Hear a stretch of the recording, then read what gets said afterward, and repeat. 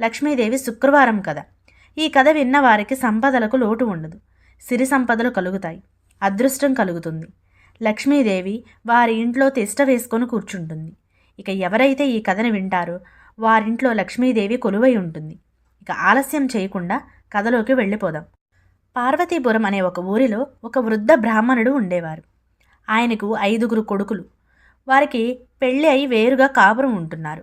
ఆ బ్రాహ్మణుడికి ఉన్న 5 కుమారులలో 4 మంచి పనులు కలిగి ఆ పనులు చేసుకుంటూ 4 కుమారులు, కోడళ్ళు, పిల్లా పాపలు సంతోషంగా ఉన్నారు. ఆఖరి కొడుకు మాత్రం ఏ పని దొరక్క ఉన్న పని చేసుకుంటూ ఆ రోజుకి ఏ పని దొరికితే ఆ పని చేసుకుంటూ కటిక దరిద్రంతో కాపురాన్ని సాగిస్తున్నాడు. వారికి ఇంకా పిల్లలు కూడా లేరు.